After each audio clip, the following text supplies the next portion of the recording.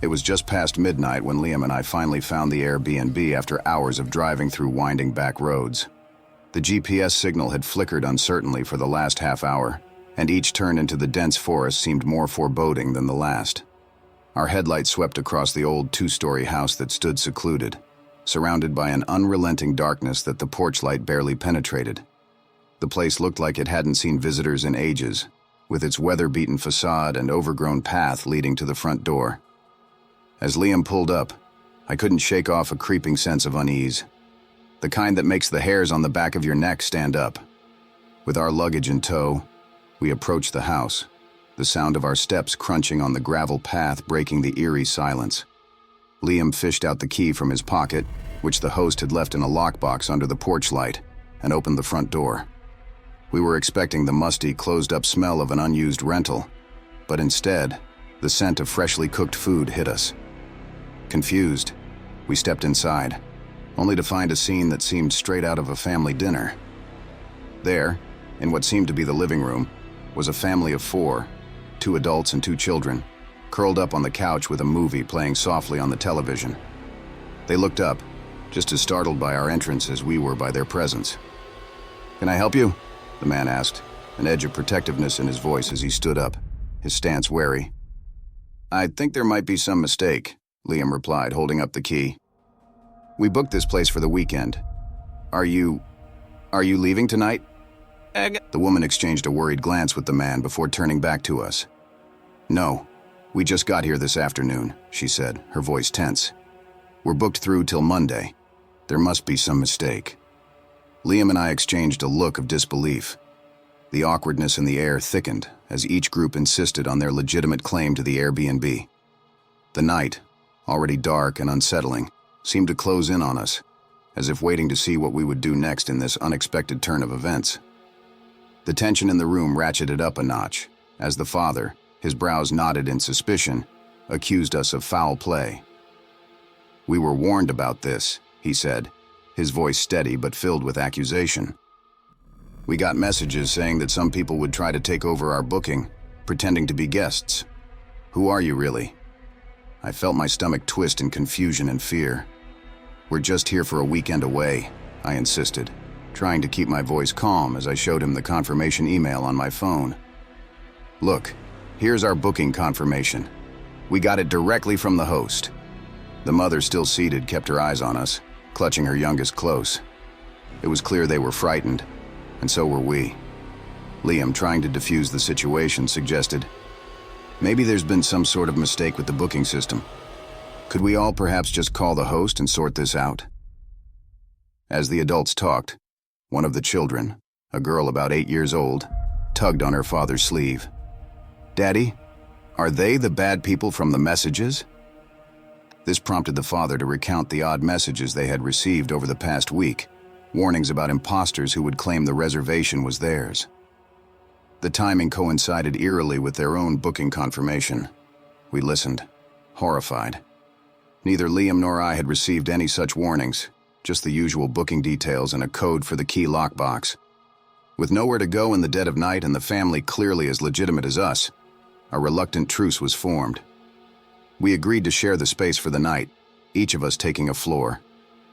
The living room's uneasy silence was eventually broken as we all gathered around the kitchen table, sharing our reservation details and trying to piece together the discrepancies in the host's communications.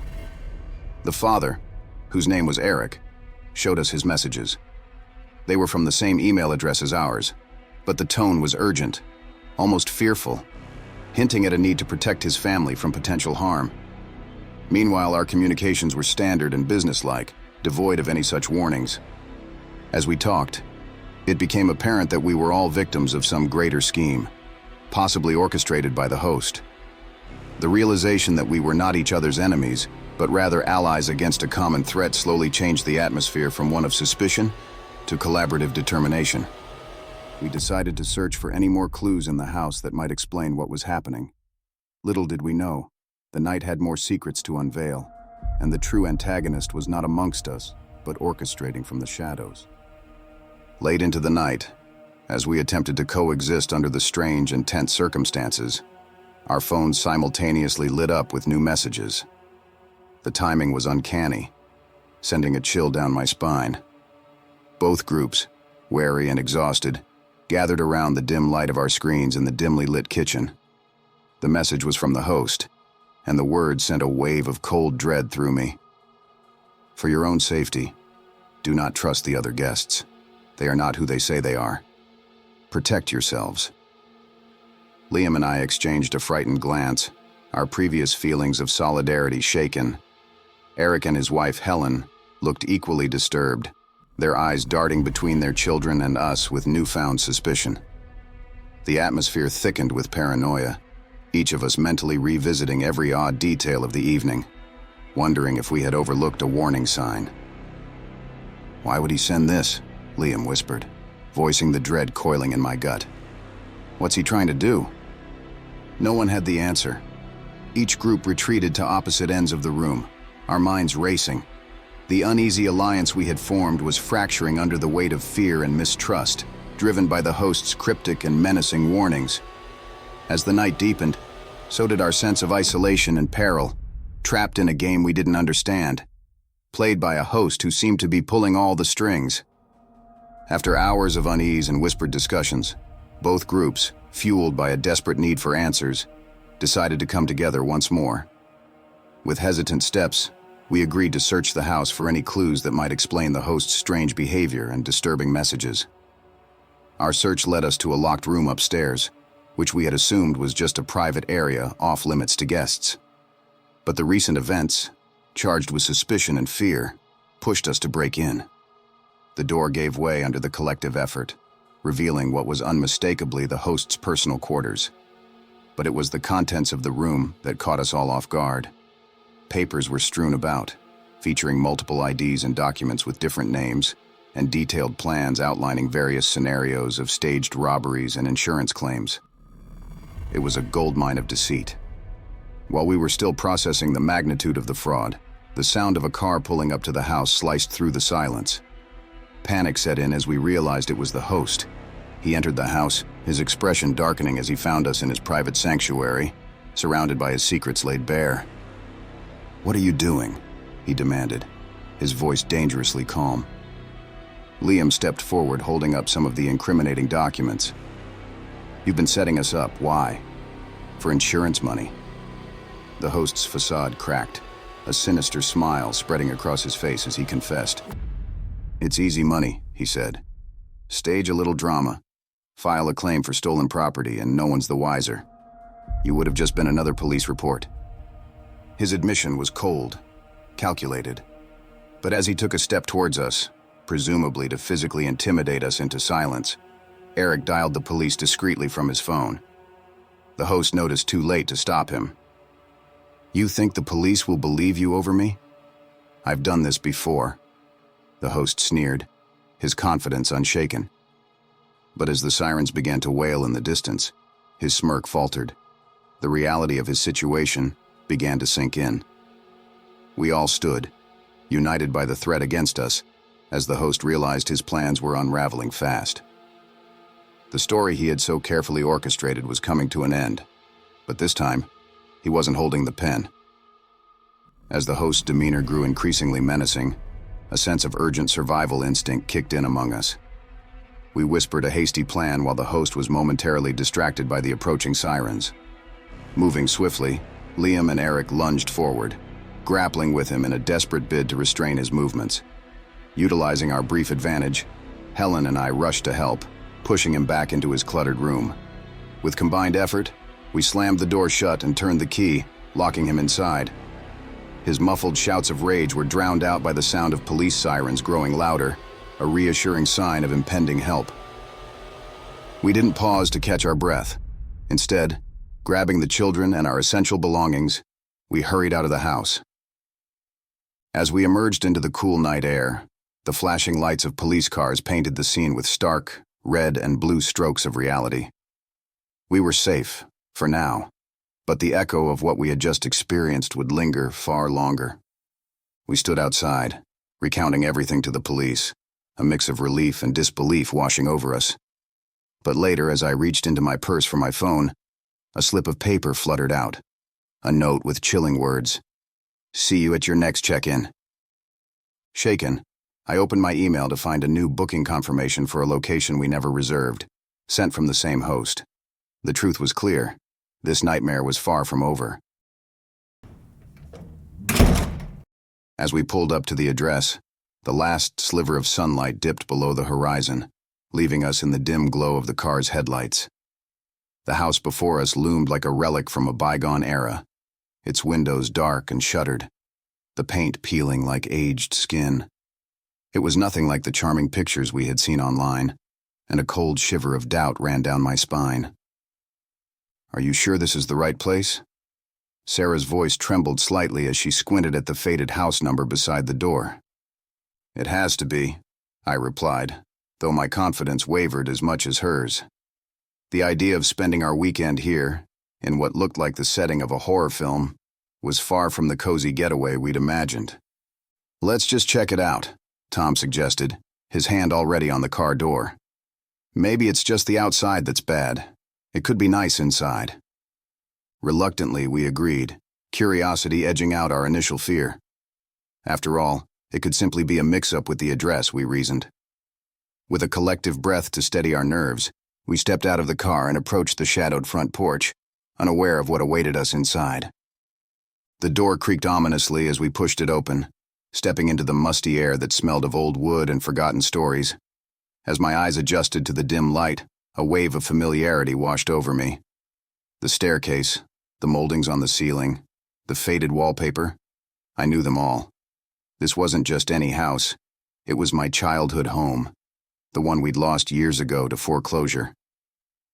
"Guys, I used to live here," I stammered, my voice echoing slightly in the hollow space.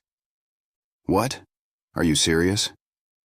Emily's voice was a mix of surprise and concern as she glanced around, her flashlight beam dancing across the walls. The place was a mess, covered in dust and cobwebs, chairs upturned and old family portraits hanging askew. Each step deeper into the house stirred a memory, every corner a ghost of the past. We moved cautiously, the floorboards groaning under our weight as if protesting our intrusion. As we explored, we stumbled upon signs of recent habitation: a phone charger plugged into a cracked wall socket, a newspaper dated just last week, and in the kitchen, a plate with a half-eaten meal rotting away. Someone had been here, using this abandoned house for some unknown purpose. In the back of what used to be my old bedroom, I noticed something odd about the bookshelf. It didn't fit with my recollections. Curious, I tugged at it, revealing a hidden door that I never knew existed. My heart raced as I pulled it open, revealing a narrow, dark passage.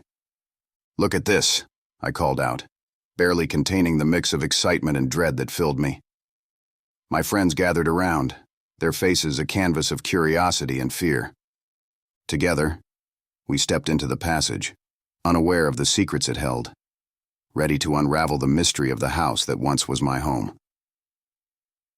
As we edged through the narrow passageway, the air grew noticeably cooler, and the musty smell of decay gave way to something cleaner, almost sterile. The passage opened into a small, well-lit room that contrasted sharply with the dilapidated state of the rest of the house. It was meticulously organized, the walls lined with shelves filled with files and sophisticated equipment. In the center of the room, a large table was scattered with photographs.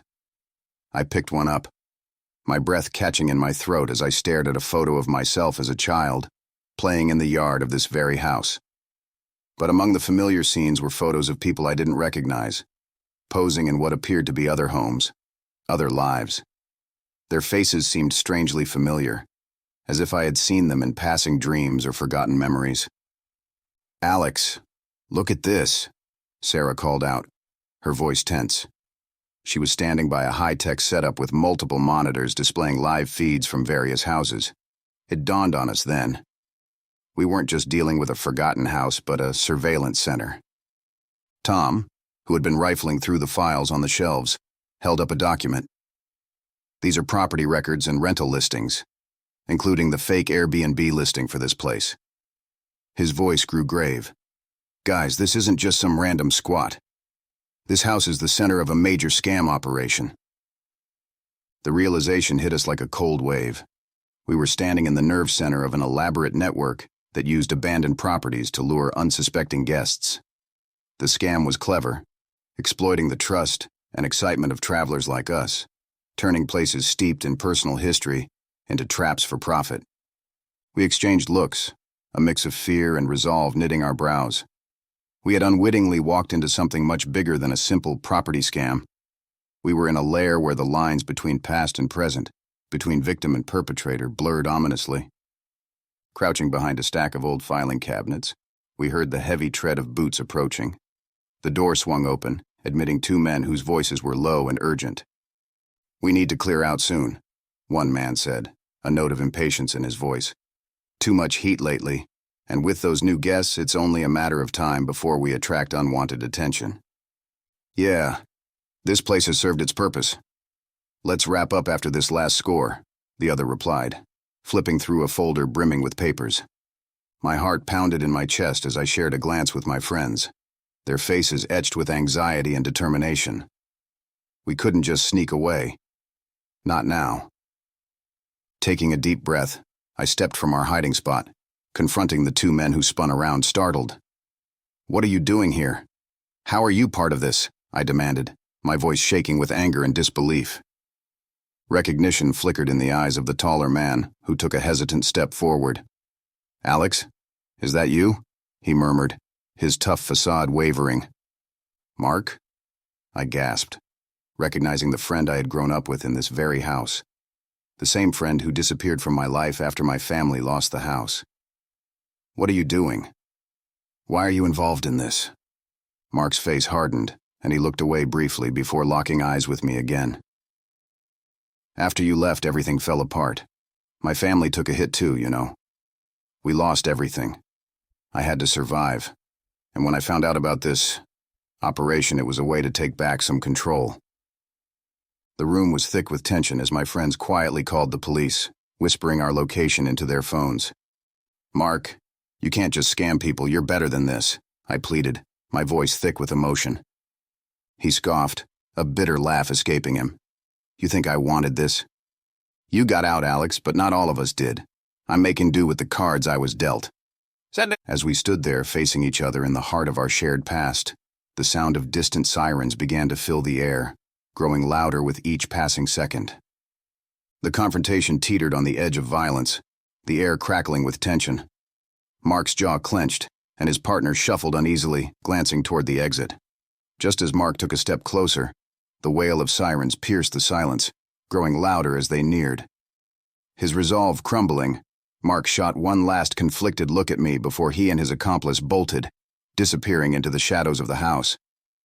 The police arrived minutes later, flooding the room with light and the stern voices of authority. We recounted everything, leading them through the house and handing over the evidence we had found. The officers were grim but grateful, assuring us that we'd helped uncover a significant criminal operation. Days later, I returned to the house alone. Stepping through the now quiet rooms, I was haunted by the dual shadows of my childhood memories and the recent revelations. The joy I once felt playing in these rooms was now tainted by the knowledge of what had transpired here after we left. As I walked through the empty halls, I struggled to reconcile the home of my memories with the den of deceit it had become, pondering the irreversible ways in which places and people could change. The house, once a symbol of childhood innocence, had mirrored the darker twists of life itself, leaving a lingering question of what other secrets it might still hold. As I pulled into the driveway of the quaint Airbnb nestled in the heart of a small, charming town renowned for its hospitality, something didn't quite sit right. The picturesque scene before me, complete with flower-lined pathways and warmly lit windows, promised a serene escape. Yet a thread of unease wove through my excitement. I'm Alex, a travel blogger who's made a career out of my no-filter, brutally honest reviews. Something about this place set off a tiny alarm in my mind, stirring a curiosity that went beyond its perfect ratings. The host had greeted me with a wide, rehearsed smile, and the house, while immaculate, felt almost too perfect, like a stage set ready for performance. As I scrolled back through the photos and comments from previous guests on my phone, I noticed subtle discrepancies. Too stiff poses, overly enthusiastic praise without details, and personal touches that seemed conspicuously absent. It was these oddities that had first caught my eye online and prompted me to book this place. Something about the continuous stream of 5-star reviews just didn't add up, and I was here to find out why. The room greeted me with an air of meticulous preparation, every cushion plumped, every surface gleaming under the soft glow of table lamps. It should have been comforting, yet it sent a chill down my spine. It wasn't just well prepared, it was staged, every item calculatedly placed to create an impression of perfection.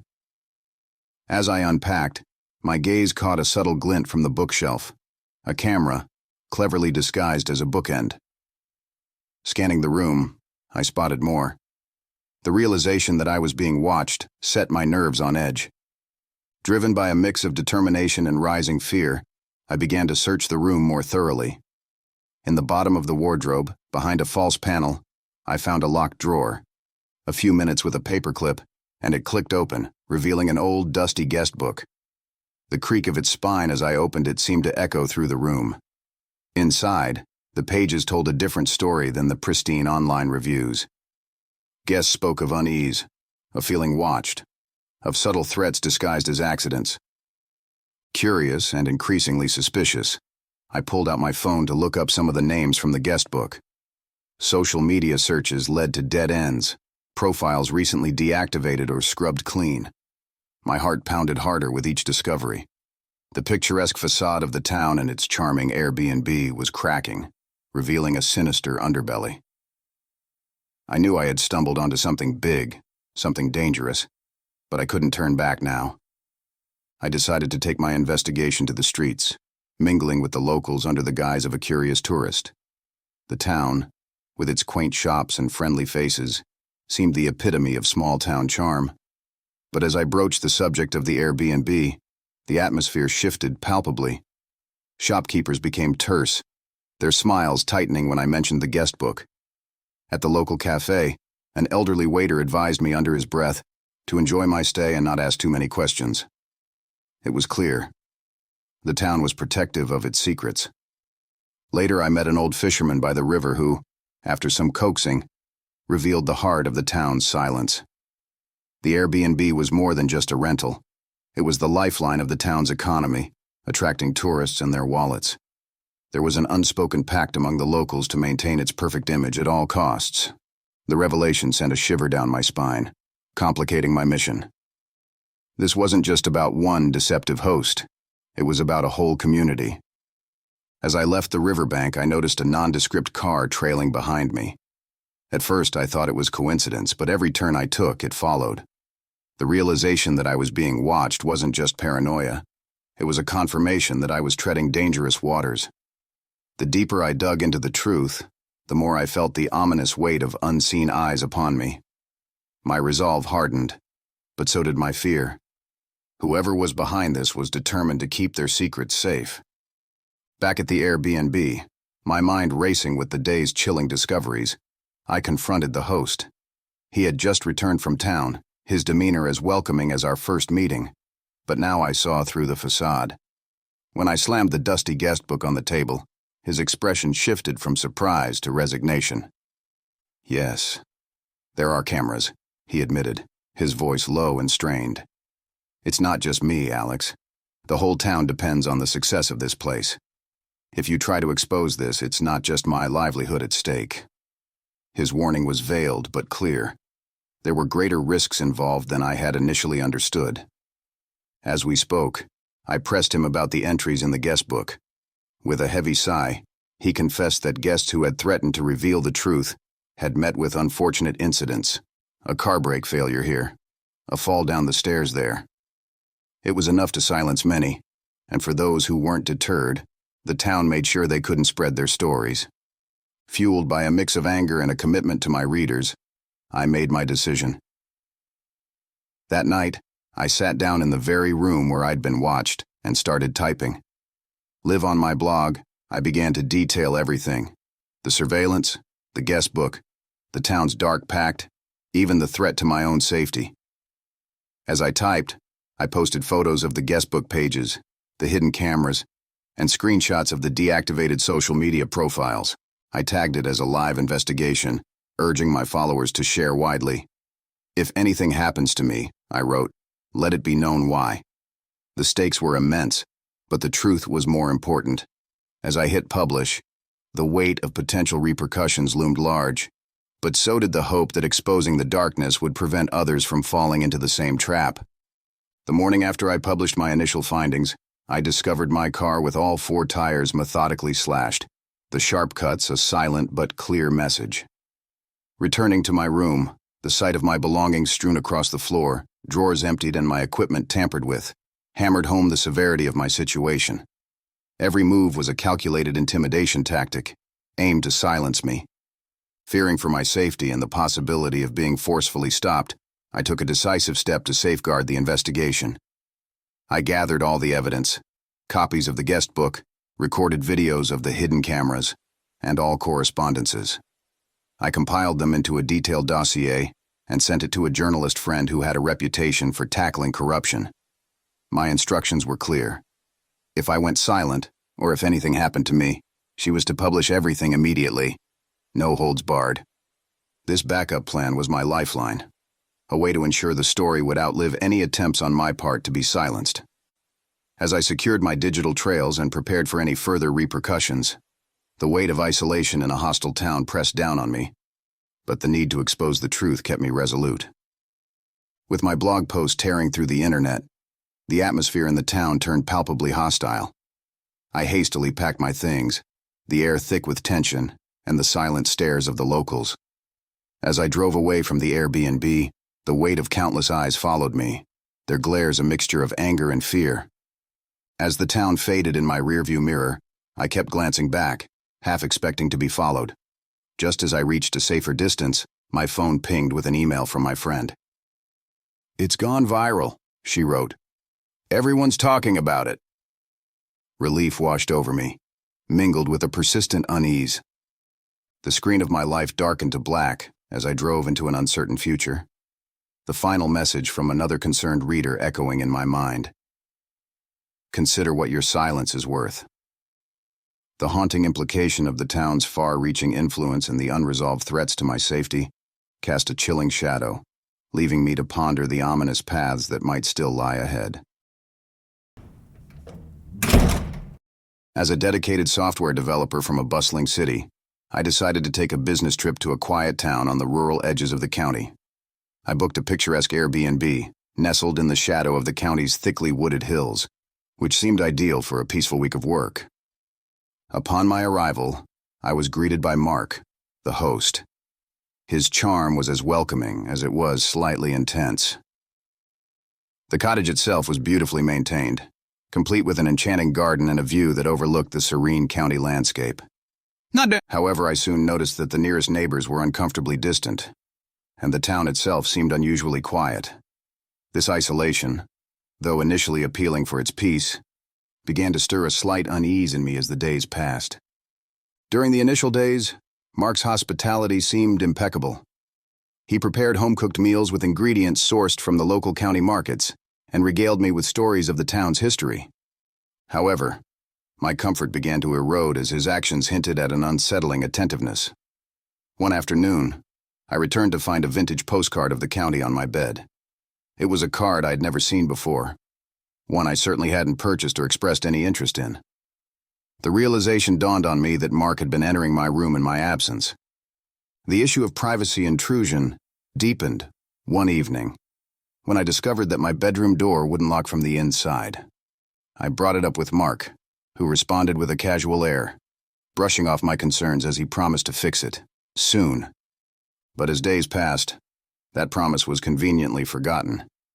Each of these instances chipped away at my sense of security, replacing the initial charm of the cottage with a growing dread. His intrusions, though subtle, started to paint a clearer picture of a boundary being intentionally crossed. Each night, as I lay in that unlocked room, the isolation of the cottage in the vast county no longer felt serene, but ominous, making me acutely aware of how alone I truly was. Mark's behavior became more erratic by the day, transforming my unease into genuine fear. His messages began to arrive late at night, each one asking how I enjoyed exploring the county, his words probing subtly into the personal details of my life. It became clear that staying was no longer safe. I made the decision to leave, telling Mark that a sudden work emergency required my immediate return home. His reaction was telling. His face tightened with displeasure, yet he nodded, ostensibly accepting my decision. That night, I quietly packed my things with a plan to leave at first light. The once comforting solitude of the cottage now felt oppressive, and each creak and whisper of the wind through the trees heightened my anxiety. I was ready to escape at dawn, hoping to leave behind the unsettling experience of being watched too closely in this remote part of the county. My heart sank as I realized that my door had been locked from the outside. In a panic, I checked my phone. No signal. The Wi-Fi was down as well. It seemed all my lines to the outside world had been deliberately cut. With no other exit options, I turned to the window. Climbing through with a mix of fear and urgency, I dropped into the chilly air of the county's moonlit garden. To my horror, Mark was there waiting, his figure emerging from the shadows. He approached, his expression a disturbing mix of desperation and affection, as he confessed his feelings. "We're meant to be together forever," he said, his voice oscillating between pleading and menacing. The garden, once a quaint feature of the Airbnb, now felt like a stage for a sinister revelation. His words, meant to be declarations of love, sounded more like threats as the moon cast eerie shadows around us. Trapped and desperate, I knew I had to play along with Mark's delusions to buy myself time. I reluctantly agreed to his plan of spending the day together, touring the county. Throughout the day, I managed a forced smile and nodded along to his chatter, while my eyes darted around, constantly searching for an opportunity to seek help. We visited a local cafe, a quaint spot that seemed a slice of normalcy, and there I spotted a public phone. It was a potential lifeline, yet Mark's presence was suffocatingly close. He watched my every move with an intensity that made it impossible to reach out without arousing his suspicion. Each minute with him tightened the knot of anxiety in my chest as I feigned interest in his stories, all the while feeling the weight of his gaze pinning me in place. That night, I waited until I was sure Mark was asleep, and then I made my move. Silently, I slipped out to the cafe, my heart hammering in my chest with every step. The public phone was my only hope. I quickly dialed 911, but as I whispered my location into the receiver, a chilling realization set in. I was being followed. Mark had noticed my absence and was now in hot pursuit. I dropped the phone and ran through the empty county streets, his shouts haunting the night air behind me. My breaths were sharp and desperate as I sprinted toward the faint lights of an approaching police car. Just as the lights came into clear view, Mark caught up, grabbing my arm. I screamed for help at the top of my lungs, my voice breaking through the quiet night, finally catching the attention of the officer. The police intervened quickly, responding to my screams. They swept through the Airbnb and made a horrifying discovery. Hidden cameras were embedded in the clocks and a disturbing collection of recordings were unearthed. It wasn't just me.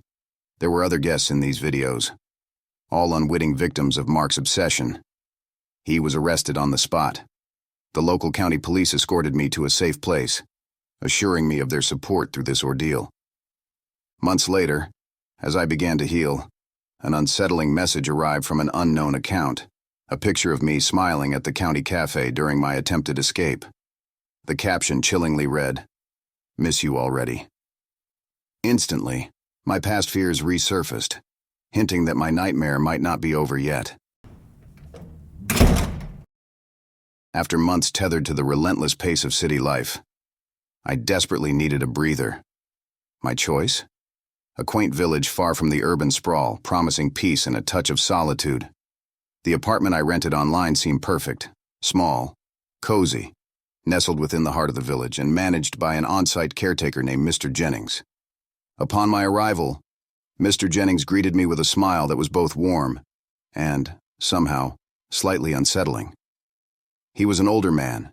His was friendly, but with an odd edge to it that I couldn't quite place. As he showed me around the charming apartment, he repeatedly emphasized how safe and private it was. "You'll have no worries here," he assured me, his voice a soothing balm to my frayed nerves. At first, his assurances made me feel secure, a refugee from the chaos I had left behind. But there was something in the way he lingered, a little too long, at the door, a look that seemed to size me up a bit too thoroughly, that left a whisper of unease at the back of my mind. The first few nights were uneventful, and I began to settle in, appreciating the quiet that the village offered. However, it didn't take long for small, peculiar things to catch my attention. I'd wake up to find books, not where I left them the night before, or my toiletries slightly rearranged. At first, I dismissed these instances as the absent-minded results of my own doing. But then came the faint sounds of footsteps outside my door late at night, and doors that I had closed firmly at bedtime, found slightly ajar in the morning. Mr. Jennings's behavior also began to shift. His visits became more frequent and unpredictably timed. He would knock softly and enter under the pretense of checking plumbing issues he was just reminded of, or he would bring extra linens I hadn't requested. Each unannounced visit added layers to my growing discomfort, as his reasons seemed less about my needs and more about finding reasons to enter the apartment. The day I found the camera, however, was the day my unease turned into genuine alarm. It was hidden in a decorative vase on the living room shelf, a spot I had admired daily for its quaint charm. Upon closer inspection, while dusting, my hand brushed against something hard and distinctly out of place. A small black lens stared back at me the moment I peered inside. Panic gripped me as the realization set in. Every moment of my supposed solitude had been under surveillance. I began to seriously question not only my safety, but the true intentions of Mr. Jennings. As soon as Mr. Jennings left the apartment for his daily errands, I seized my opportunity. My heart pounded as I systematically searched the apartment. It didn't take long before my worst fears were confirmed. More cameras were cunningly hidden throughout the living space. Behind the mirror in the bathroom, within the clusters of faux flowers, and even embedded in the television's decorative frame. I found them all, each discovery sending a new chill down my spine. I rushed to my laptop. Driven by a mix of fear and urgency, I managed to connect to one of the camera's feeds. The screen flickered to life, revealing a live broadcast of the apartment's interior. My temporary home, now a stage for unseen viewers. I clicked through links and tabs, tracing the stream back to its source, a secure, password-protected website with a chat interface displaying disturbing comments from anonymous watchers. The full weight of my situation crashed down on me. Not only was I being watched, but there was also an audience for this invasion of my privacy. The horror of it all twisted in my gut as I realized that Mr. Jennings was not just a peculiar old man, but a perpetrator of a deeply intrusive and sinister violation. My mind raced as I contemplated my next steps, knowing that my sense of safety was irrevocably shattered. When Mr. Jennings returned, I was waiting, the screen of my laptop glowing ominously in the dimly lit room. As he entered, his usual smile faltered under my steely gaze. I confronted him immediately, holding up prints of the camera feeds. His initial reaction was to deny, his voice tinged with feigned shock as he claimed ignorance. But as I pressed on, his facade crumbled. The room filled with a heavy silence before he finally admitted to everything. With a defeated slump of his shoulders, Mr. Jennings confessed to installing the cameras and streaming my daily activities to an exclusive audience on the dark web. The twist of the knife came when he revealed more about his audience. "They're not just random perverts," he said with a hollow laugh, "but people you might see on TV or read about in the papers. They pay well to watch. Ordinary people like you live their ordinary lives." His words echoed ominously, suggesting a network much larger and more corrupt than I could have imagined. This revelation sent a cold shudder through me, realizing that I was entangled in something far bigger and more dangerous than just an invasion of privacy. As Mr. Jennings stood there, the pathetic truth of his existence laid bare. I knew that I had to act swiftly, not only to protect myself, but to expose this horrific breach of trust and privacy. I feigned interest in Mr. Jennings's twisted scheme. Imagine how much more they would pay to be part of the scene, rather than just watching it, I suggested, watching his eyes light up with a greedy spark. He nodded eagerly, falling into the trap as he pulled out his phone to contact one of his high-profile viewers. As he typed away, I carefully memorized the pattern of his unlock swipe. My heart raced, but I kept my expression neutral, my mind working furiously. Once he set the phone down and turned to make us coffee, I seized the moment. With trembling hands, I replicated the unlock pattern and quickly composed an SOS message to send to my friend, including the apartment's address and a brief explanation of the situation. I replaced the phone just as Mr. Jennings returned, my pulse pounding in my ears, hoping my message would bring help before it was too late. As the tension peaked, blue and red lights flashed through the apartment windows. The police arrived just in time, intercepting Mr. Jennings and the guest he had invited over. Both were arrested on the spot, their expressions of shock mirroring the chaos of the scene. I was rescued from what could have become an even more harrowing ordeal. In the aftermath, I gave a detailed statement to the police, recounting every part of my nightmare. The evidence I collected was crucial in shutting down not just this operation, but potentially helping to investigate other similar setups. Months later, my phone buzzed with anonymous messages. Your performance was captivating. The chilling thought that some viewers still watched or recognized me in public haunted me. Despite my efforts, the shadow of exposure lingered, reminding me that the camera's eye might never truly blink shut. We turned off the main road onto a narrow lane, the GPS announcing our arrival at the Airbnb. Nestled among towering pines, the quaint cottage seemed a picture-perfect escape from the relentless pace of our city lives. This looks just like the photos, Maya remarked, her voice tinged with relief and excitement. I nodded, parking the car as dusk painted the sky in strokes of purple and gold. Maya and I, both seasoned in the world of digital security, were looking forward to a weekend devoid of tech crises. As we unloaded our bags and stepped inside, the charm of the rustic exterior extended into a cozy, well-furnished interior. But as a security expert, I couldn't shake off a nagging feeling as I noticed things slightly amiss. A mirror oddly angled towards the shower, a digital photo frame positioned directly opposite the bed.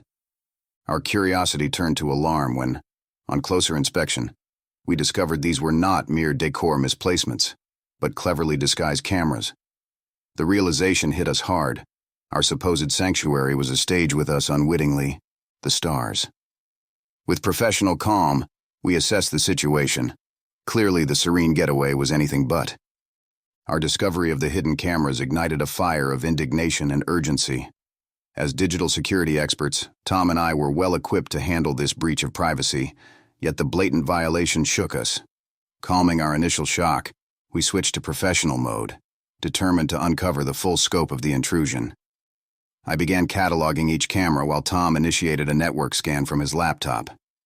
"What have you got?" I asked, peering over his shoulder. "It's worse than we thought," Tom murmured, his eyes narrowing at the screen. "These cameras are streaming live. There's a server here collecting data. It's not just local storage. It's being pushed online."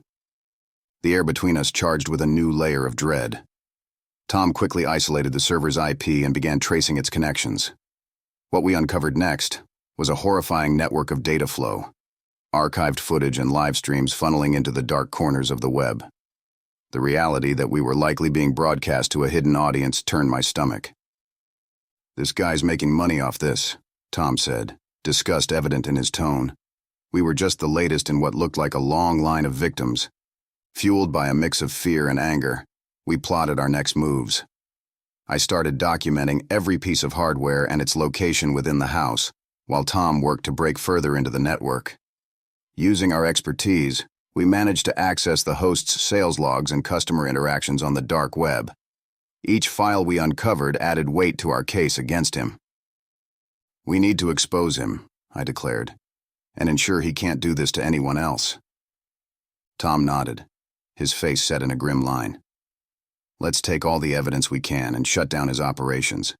We'll need to alert the authorities, but first, let's make sure he has no way to continue this business. We spent the next hours systematically dismantling his surveillance network. I took screenshots and downloaded logs while Tom wrote a script to scrub the data from the server remotely once we were safe. We also prepared a detailed report on the host's activities, ready to hand over to law enforcement. As we worked, our professional detachment gave way to a personal resolve. We were not just reclaiming our privacy, but standing up for unseen, unknowing victims like us. Our plan was clear. Secure the evidence, expose the host, and use our skills to protect future guests from falling prey to such vile invasions of privacy. As we prepared for the confrontation call, Tom and I rehearsed our roles. The plan was simple: pretend ignorance while subtly probing the host's awareness and complicity. We opted to claim a non-existent issue with the Wi-Fi as our cover. I dialed the number, my heart beat a steady drum in my ears, while Tom stood by with a notepad ready to jot down any slips or confirmations. The phone rang twice before a cheerful voice answered, the warmth in his tone a stark contrast to the cold dread churning in my stomach. "Hi, this is Emmy. We're having some trouble with the Wi-Fi connection," I began, injecting a note of frustration into my voice. "Could you help us out?" "Of course, Emmy.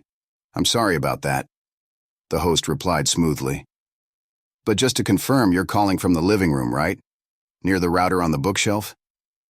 His unwitting reference to the exact location of one of the hidden cameras caught him off guard. I pressed on, masking my shock with annoyance. "Yes, exactly.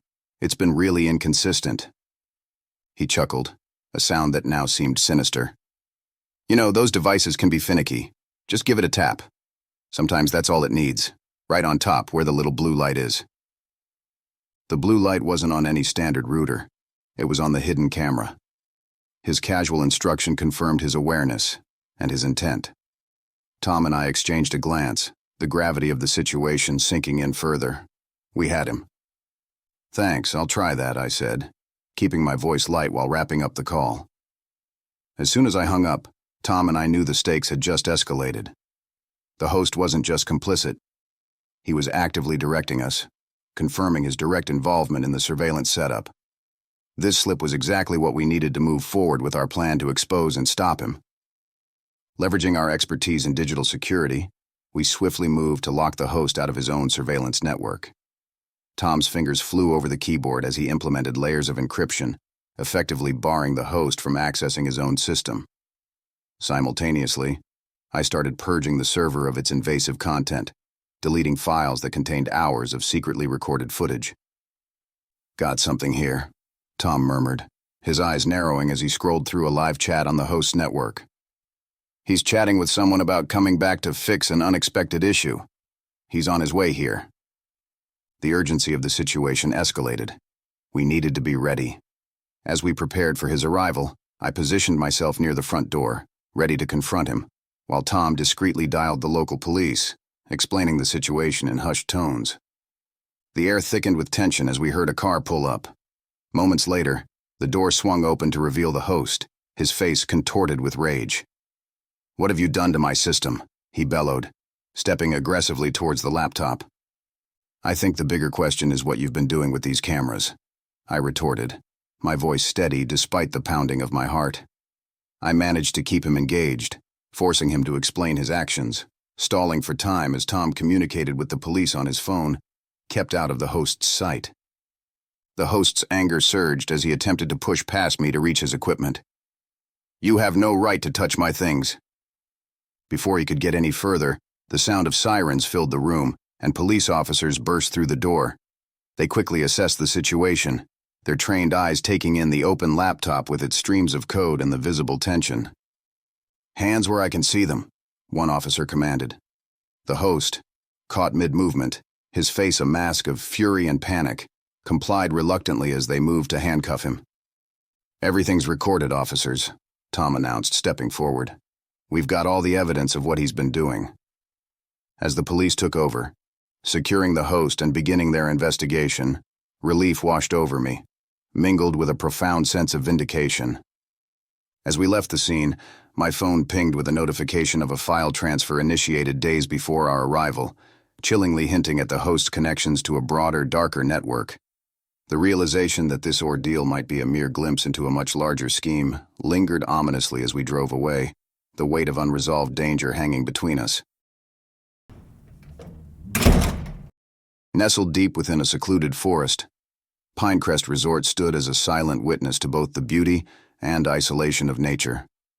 As the owner, I walked through the aged wooden lodge, my steps echoing against the walls that held my family's history. The tall pines around us seemed to whisper secrets of bygone days when the resort thrived with laughter and light. But now, with each bill I set on the cluttered counter, our hope dwindled. Bankruptcy loomed close, threatening to erase the legacy my ancestors had built. I, David, am a man in my early 40s, seasoned by the harsh winters and relentless upkeep of the resort. The lines etched around my eyes might tell a story of stress, but they also speak of resilience.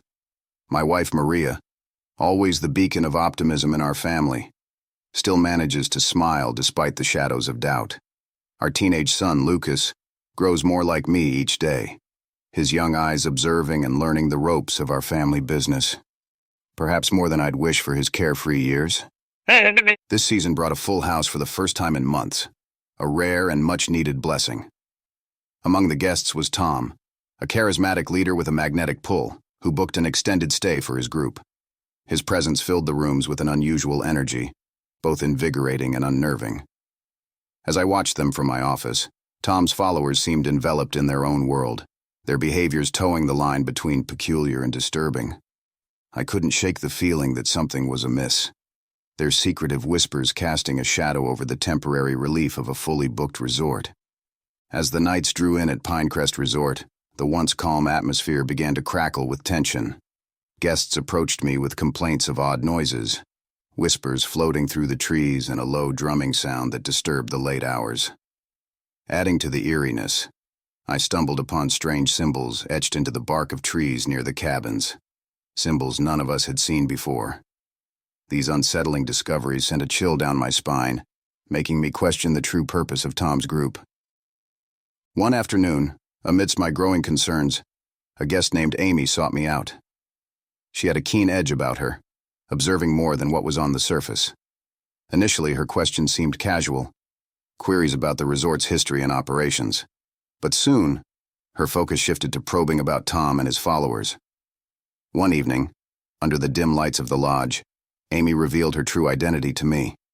She was an undercover officer, investigating Tom's group, which she suspected was a cult planning something sinister. Her suspicions aligned disturbingly well with the odd occurrences around the resort. The weight of her revelation sank heavily on my shoulders. Amy's presence and the implications of her investigation stirred a whirlwind of thoughts. I found myself caught between the duty to protect my guests and the fear of confronting what might be lurking beneath the surface. Each secretive meeting Tom held, every bizarre ritual performed under the moonlight, added layers of doubt and fear. The trust I was supposed to extend to every guest now battled with the instinct to protect my family and the other innocents under my roof. How could I, a simple host, untangle the threads of secrecy and danger? Each night as I lay in bed, the quiet whispers of the forest seemed to echo the turmoil inside me. Was I being paranoid, seeing threats in shadows? Or was my resort truly hosting a dangerous group, poised to strike at any moment? The ambiguity of my situation, coupled with Amy's urgent warnings, built a suspenseful anticipation that something was about to break.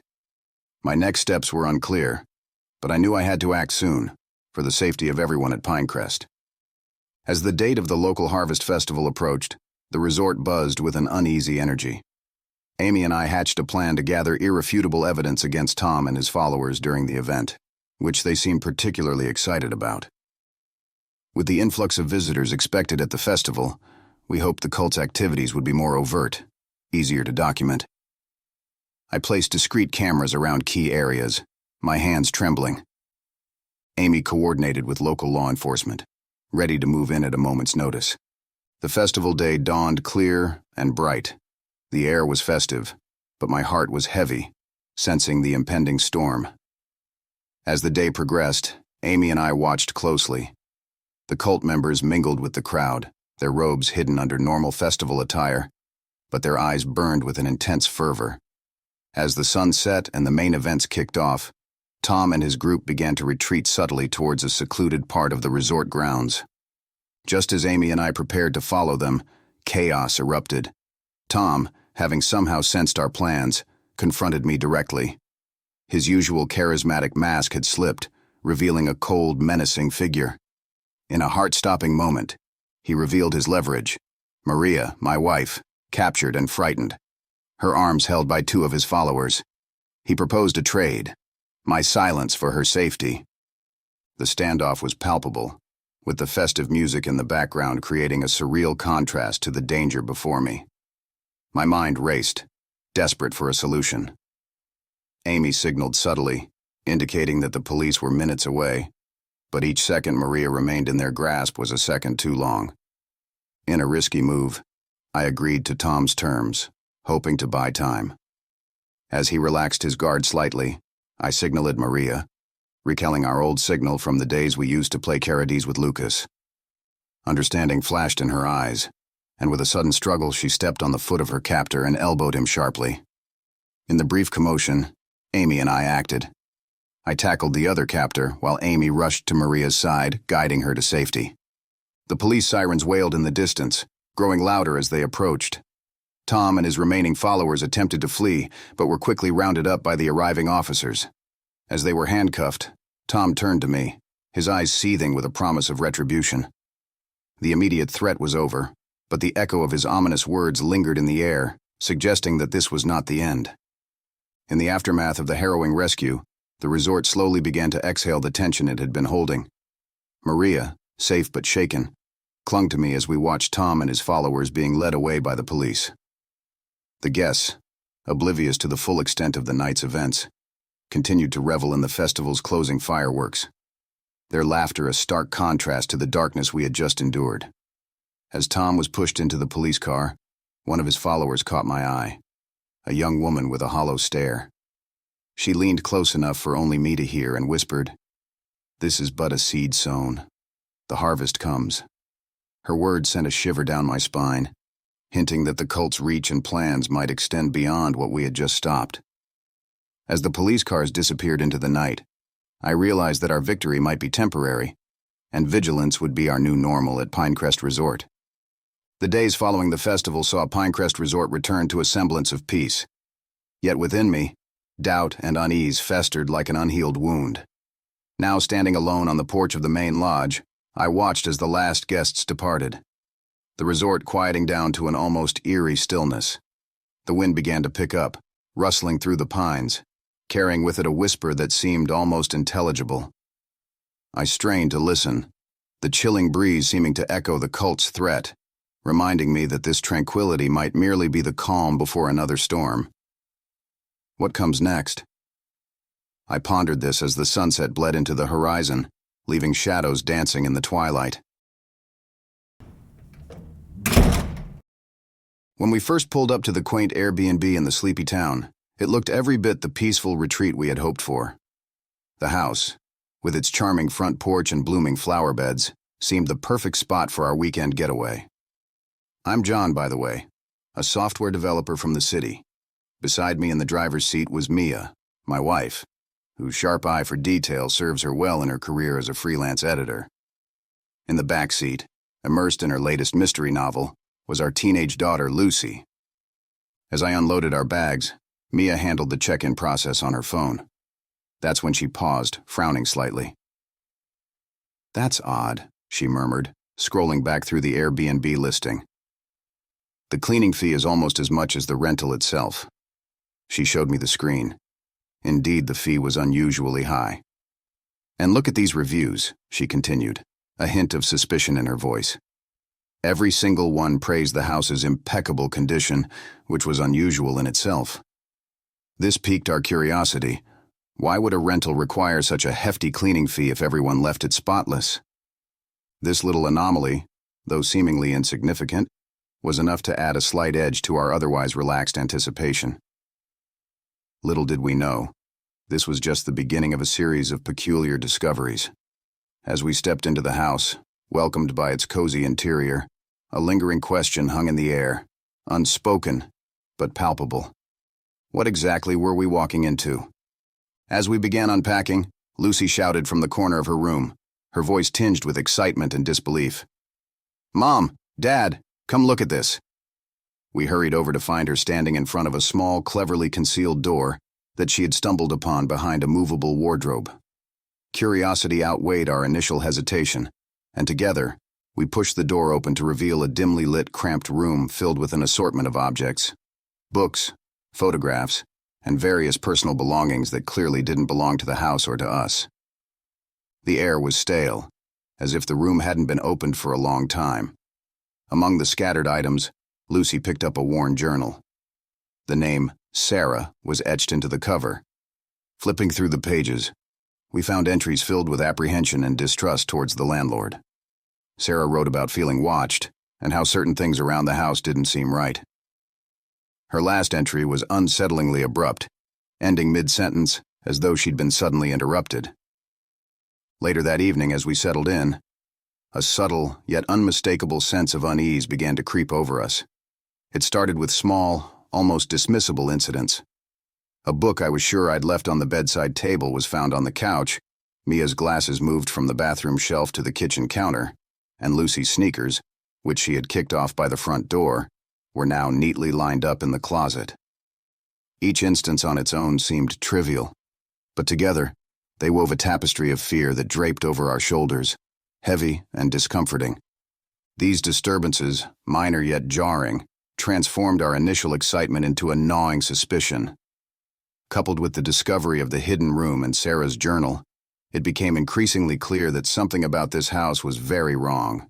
We were no longer just guests. We felt like pawns in a game we didn't understand, each move sinking us deeper into an unsettling mystery that this house, and perhaps its owner, had ensnared us in. As the night deepened, I found myself drawn back to Sarah's journal, the dim light of my bedside lamp casting long shadows across the page. Her words, once merely curious and unsettling, now seemed to throb with urgency. My heart raced as I deciphered her shaky handwriting, piecing together her quiet investigation into the landlord's activities. It wasn't just paranoia. She had started connecting him to various financial frauds involving other properties he owned. Her entries hinted at a network of deceit, with this house potentially serving as the epicenter of his unsavory dealings. Sarah's words echoed in my mind. I feel like I'm being watched. It's not just the house. It's him. He's always finding excuses to come by, checking on things. But I know he's checking on me. Her fear was palpable, jumping off the page and settling thickly in the pit of my stomach. That night, every creak and whisper of the house made us jump. The idea that we, like Sarah, were being watched transformed our retreat into a cage. My wife, Mia, confessed hearing footsteps late at night when everyone else was asleep, and Lucy admitted that she sometimes felt like someone was peeking through her windows. It became clear that we weren't alone in this house. Someone else, likely the landlord himself, had access and was far too interested in his temporary tenants. The realization that our every move might be monitored tightened the noose of paranoia around us, making the walls of the charming rental feel ominously close. Determined to unearth the truth, I decided it was time to turn the tables. Utilizing my skills as a software developer, I rigged several hidden cameras throughout the house. The idea of spying on our own temporary home felt bizarre, yet necessary. Mia and Lucy, equally driven by a need for answers, helped position the cameras in strategic locations, covering all entry points in the mysterious hidden room. 2 restless nights passed before our efforts bore fruit. Checking the footage early one morning, my hands shook as I saw the grainy image of the front door quietly opening at an ungodly hour. It wasn't a burglar, but the landlord, our ever-smiling host, who slipped inside. Beside him was a figure I recognized from town, the local detective. Their behavior was furtive, their whispers urgent as they made their way directly to the hidden room. My family crowded around the computer, watching with bated breath as the scene unfolded. The audio was muffled, but clear enough. Make sure it looks like they found it themselves, the landlord hissed, a sinister tone in his voice. Once they call it in, the insurance pays out, and they take the fall. The detective nodded, complicit in a scheme that was chillingly calculated. They were setting us up, planning to use us as pawns in their fraudulent game, framing us for discovering contraband or stolen goods that they themselves had planted. As the reality of their plan sunk in, rage and fear knotted in my chest. These men were not just violating our privacy, they were orchestrating our downfall. We now had the evidence we needed, but the threat was far from over. It was clear that our supposed calm stay was actually the stage for a nefarious plot, and we were the unwitting actors. Now, armed with the truth, we had to decide our next move carefully. The battle lines were drawn, and it was time to confront our deceptive host and his accomplice, armed not just with our cameras, but with the element of surprise on our side. With the damning evidence secured, we knew what had to be done next. Early that morning, under the faint glow of dawn, Mia, Lucy, and I huddled around the kitchen table, devising our plan of action. The atmosphere was charged, a mix of anxiety and a collective resolve fueling us. We decided to reach out to a well-respected investigative journalist known for uncovering local corruption. With meticulous detail, we laid out everything: the hidden room, Sarah's journal, and most importantly, the footage of the landlord and detective. The journalist was quick to act, sensing the gravity of the story. Within hours, he arrived at our rental, equipped with a discreet camera and an air of quiet determination. Together, we reviewed the evidence, his experience guiding the unfolding narrative. By the afternoon, he had everything he needed to not only write a compelling exposé, but to involve the authorities. By evening, police cars quietly converged on our rental. The landlord and the detective, caught off guard and unable to concoct a plausible denial, were taken into custody. As news of their arrest spread, the community reeled from the revelations. Neighbors and local news outlets gathered, clamoring for details. The scale of the landlord's and detectives' crimes began to unravel, exposing a history of manipulated evidence and wrongfully accused tenants. Our proactive approach not only cleared our names but also protected future tenants from falling into a similar trap. As the sun set on that tumultuous day, the sense of relief was palpable, but so was the awareness of the deep-seated corruption we had helped uncover. As we packed to leave the now eerie quiet of the house, Mia stumbled upon another hidden compartment under the floorboards in the living room. Inside, a stack of files labeled with names and dates chronicled a chilling list of past victims and future targets. It was a sobering reminder of the depth of the landlord's network, hinting at a criminal enterprise more extensive than we had imagined. I arrived at the Airbnb just as the sun began to set, casting a warm golden glow over the quiet suburban neighborhood. The house looked perfect, a charming two-story home with a well-kept garden and a cozy front porch. I took a deep breath, feeling the stress of my business trip begin to melt away.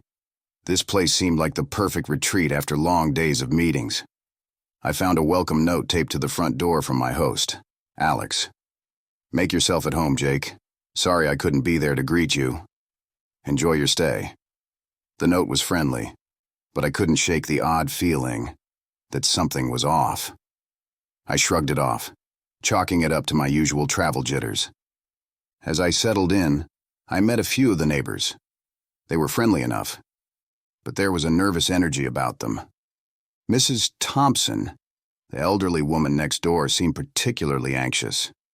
She watched me with wary eyes as I unloaded my bags. "Are you staying at Alex's place?" she asked, her voice trembling slightly. "Yes, I am," I replied, smiling. "He seems nice, though I haven't met him yet." Mrs. Thompson's expression darkened. "Just be careful, dear. Strange things have been happening around here since he disappeared." "Disappeared?" I echoed, surprised. She nodded, leaning closer. "Alex hasn't been seen for over a week. People are talking. Just be cautious, okay?" I thanked her for the warning but brushed it off as small-town gossip. After all, I was here to focus on my work, not to get caught up in local mysteries. As I closed the door behind me, though, a shiver ran down my spine. Little did I know Mrs. Thompson's warning was just the beginning. As the days passed, I began to notice strange occurrences that set my nerves on edge. A black car was parked down the street for hours, its occupants obscured by tinted windows. Shadowy figures seemed to linger just out of sight, disappearing whenever I tried to get a closer look. It was as if I were being watched. One morning, I decided to check Alex's mailbox. It was stuffed with unopened letters and packages, some of which looked weeks old. Something was definitely wrong. Curiosity piqued. I searched the house more thoroughly, hoping to find some clue about Alex's whereabouts. In the back of a closet, I stumbled upon a hidden compartment. Inside was a worn journal, its pages filled with frantic, paranoid scribblings. Alex had been terrified. The entries detailed his fear of a dangerous loan shark named Victor. There were cryptic references to a package that Alex was supposed to deliver but had somehow lost. The more I read, the more I realized how deep in trouble Alex had been. That evening, as I tried to make sense of the journal, my phone buzzed with an anonymous text message. "Leave now, or you'll regret it." My blood ran cold. Who was watching me? What had I gotten myself into? Determined not to be intimidated, I decided to stay, hoping to uncover more about what had happened to Alex. But the threats escalated. One night I stepped outside to find my rental car's tires slashed. A note was pinned under a windshield wiper. "You're next."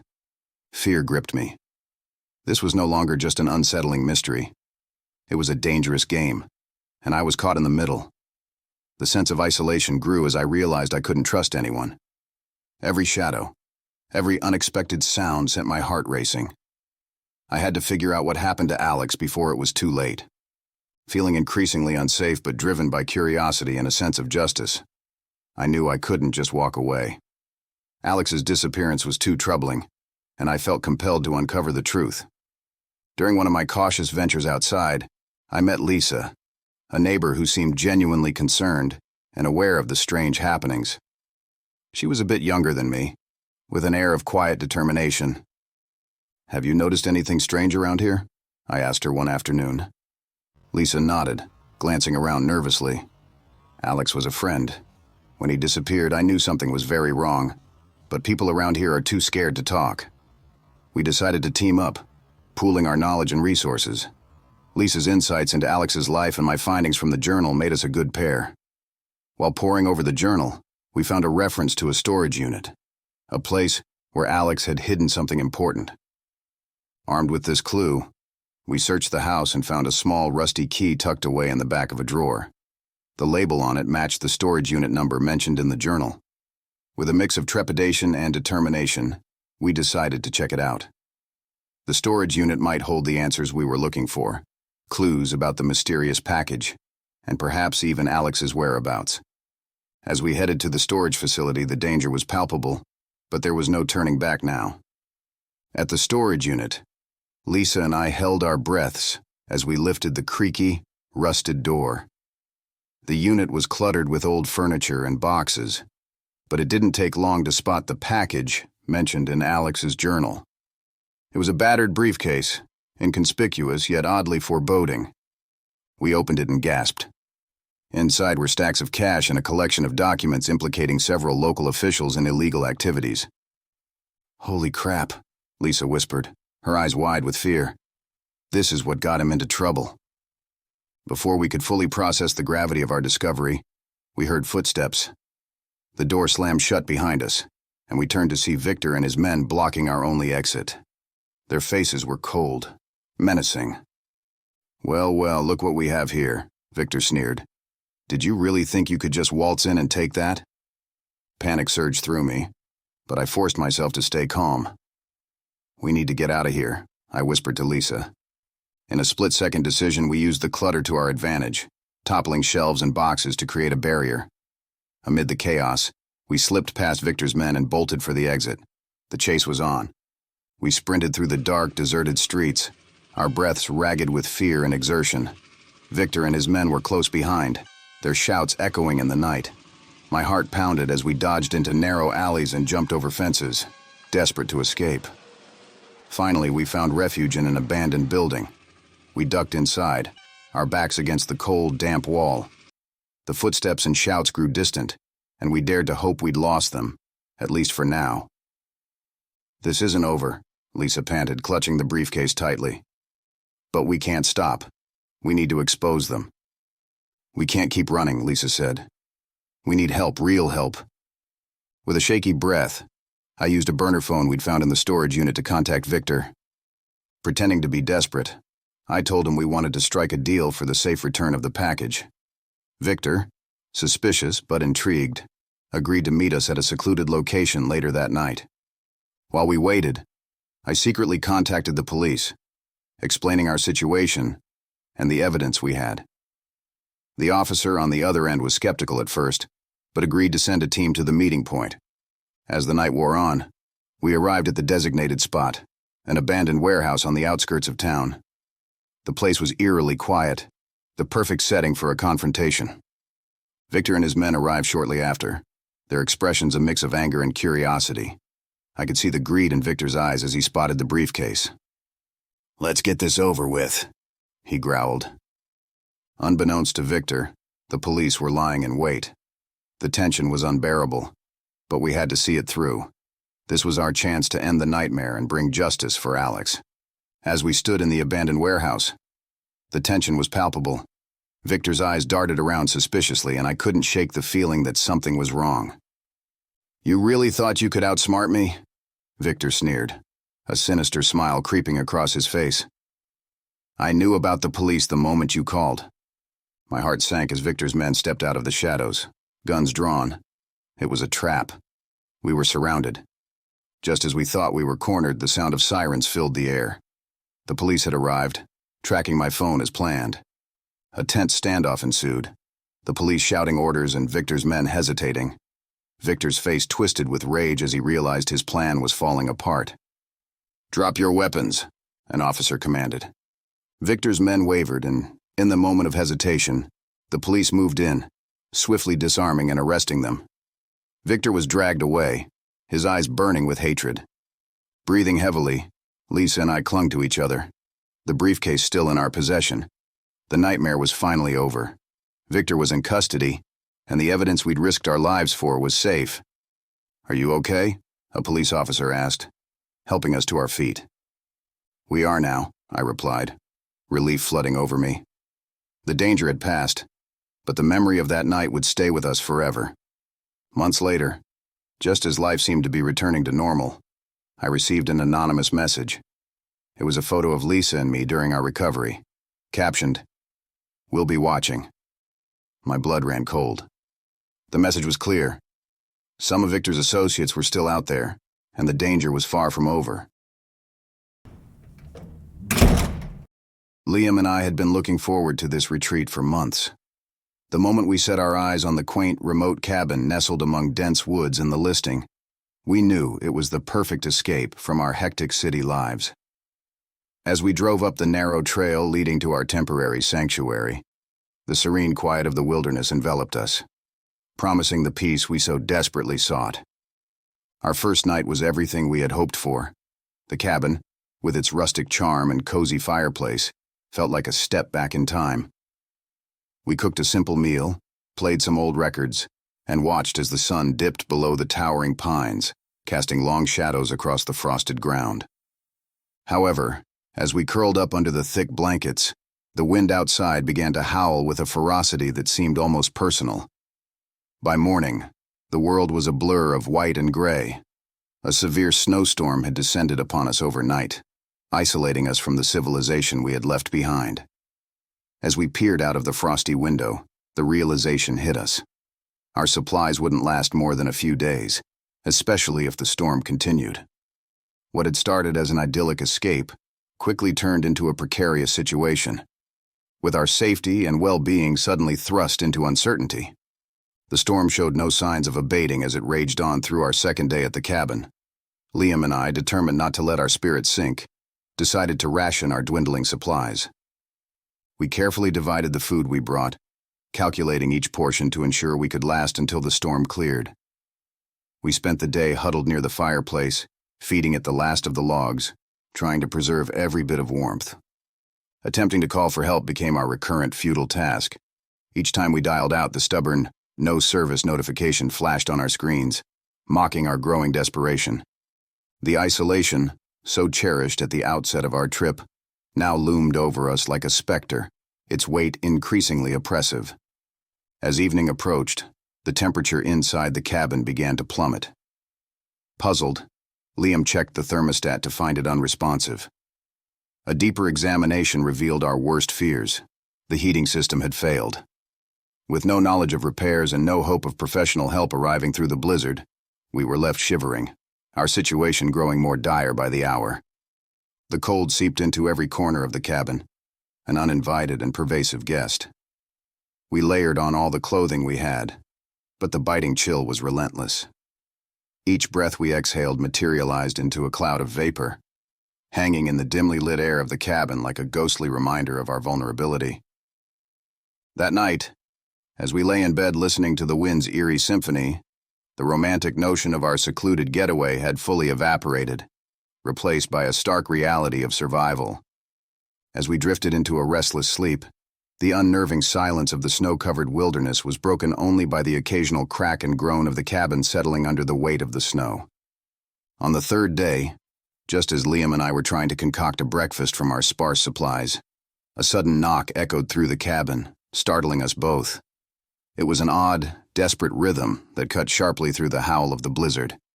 Cautiously, we approached the door.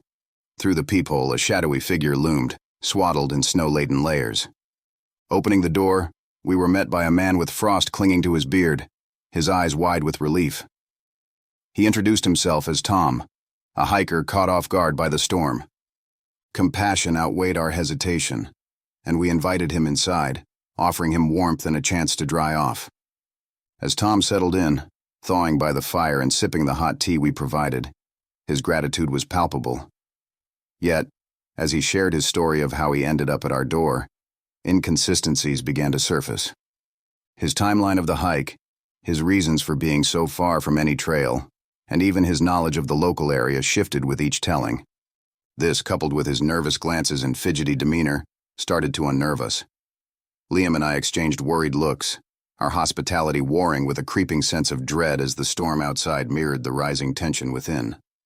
As the hours passed, Tom's initial relief at being indoors faded, replaced by an uneasy restlessness. He paced the small cabin, peering out windows and frequently checking his phone for a signal. His interest in the specifics of our cabin became increasingly conspicuous. He asked pointed questions about our food supplies, the cabin's exits, and even the reliability of the locks on the doors and windows. His behavior began to prick at our nerves, turning our worry into suspicion.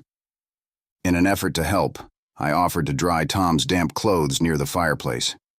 As I collected his belongings, a folded piece of paper slipped from one of his pockets. Curiosity overtook me, and I unfolded it, revealing it to be a flyer. The flyer was marked with bold letters stating "Wanted," accompanied by a photo that, unmistakably, was of Tom. According to the flyer, he was wanted by local authorities for a series of burglaries in nearby towns. The blood drained from my face as realization set in. With trembling hands, I showed the flyer to Liam. His eyes widened in shock, and we shared a silent moment of fear. We had unwittingly sheltered someone potentially dangerous. The coziness of our cabin transformed instantly into a confining trap, with the storm outside no longer the only threat to our safety. The air in the cabin grew thick with tension as Liam and I confronted Tom with the flyer, his face contorted through a rapid succession of emotions: surprise, anger, and then a cold, calculating calm. He laughed nervously, attempting to dismiss the flyer as a misunderstanding, but his eyes betrayed a hint of desperation. He became aggressive, asserting that no one would be going anywhere until the storm passed. Fearing for our safety, Liam and I knew we had to act swiftly. In a moment of distraction, as Tom was pacing near the door, I whispered a plan to Liam. Using a combination of our wits and makeshift weapons, a heavy lamp and a kitchen chair, We managed to push Tom into the small storage room off the main living area. With hearts pounding, we locked the door, securing it with a piece of broken shelving to ensure it couldn't be easily forced open. Trapped in the room, Tom's muffled threats seeped through the walls, sending chills down our spines. Liam and I, now safe but shaken, debated our next steps. The storm was still raging, making the idea of leaving perilous, yet staying meant hours, or potentially days, with a criminal just feet away. We weighed our limited options, each more daunting than the last, as we prepared for the long, uncertain hours ahead. Using every ounce of our ingenuity, Liam and I began to fortify our temporary fortress. We scavenged the cabin for anything that could be used to strengthen our barricades. Heavy furniture was pushed against doors and kitchen knives were placed within reach in case Tom managed to break free. We huddled together, watching the windows as snow continued to blanket everything in white, preparing ourselves for a long wait until the storm weakened enough for us to venture outside. As dawn broke the next day, the relentless storm began to ebb, unveiling a landscape cloaked in a pristine, thick blanket of snow. Tom, his earlier defiance reduced to a quiet resignation, followed us without protest. Armed cautiously with a fireplace poker and a frying pan, we escorted him out of the cabin, the crisp morning air biting at our cheeks.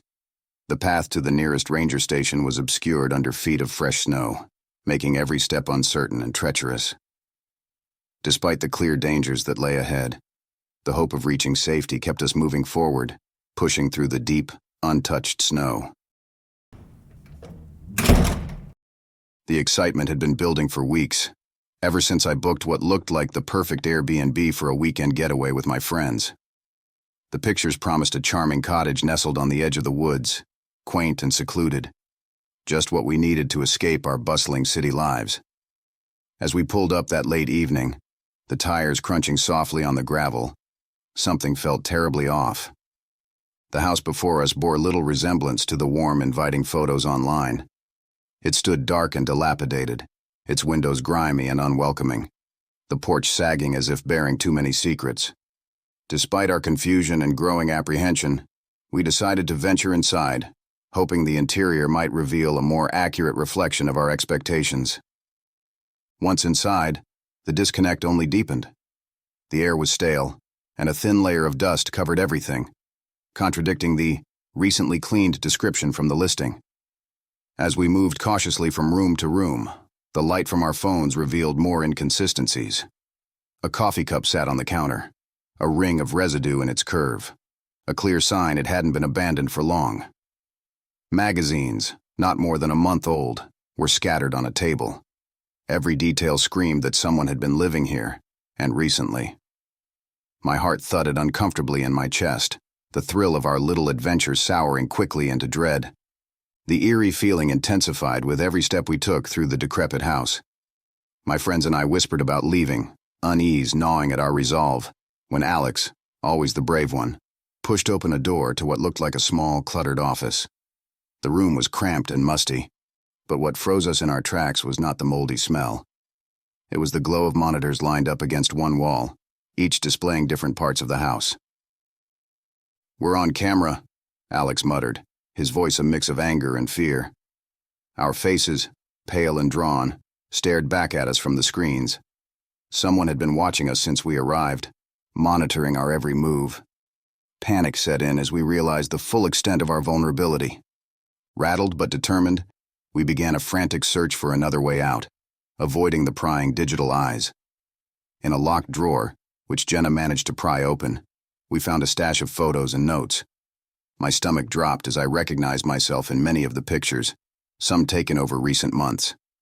Notes detailing my routines, my hangouts, even conversations I thought were private, were scrawled alongside the images. The stalker had been shadowing me long before this supposed getaway. The air thickened with danger as we acknowledged the depth of my stalker's obsession. We needed to leave, and quickly.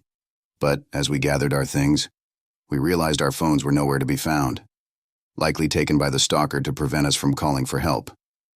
Determined not to be victims, we scrambled to arm ourselves. In the garage, we found a rusty crowbar, a heavy wrench, and a box of nails that could be used as makeshift weapons. Our hands shook as we gripped our scant armory, the weight of the metal cold and somewhat reassuring against our palms. With weapons in hand and hearts racing, we strategized our escape. The front door was too obvious, likely watched or rigged. Instead, we opted for a less conspicuous back window in the kitchen, which overlooked a neglected part of the yard shrouded in shadows. We decided we'd break the window and run into the woods, hoping to reach the road and flag down a passing car. Every creak and rustle of the old house put us on edge as we prepared to enact our plan. We weren't just fighting to escape the house now. We were fighting to escape a nightmare that had apparently been unfolding long before tonight. Our breaths were shallow, hearts pounding as we moved toward the kitchen, ready to make our escape. The old window frame groaned under Jenna's efforts as she worked to pry it open. That's when we heard the front door click and swing open. Instinctively, we froze, our makeshift weapons clutched tightly. He stepped into the hallway, a tall, shadowy figure, with a presence that filled the room with dread. I recognized him instantly from a coffee shop I frequented, always just a background character. Now he was the antagonist in our real-life horror story. "Sarah," he called out, his voice eerily calm. "I knew you'd come. I've been waiting." Alex stepped forward, crowbar raised, but the stalker's focus remained intensely on me, as if my friends were just blurred outlines in his vision. "You don't understand, Sarah," he continued, taking a step closer.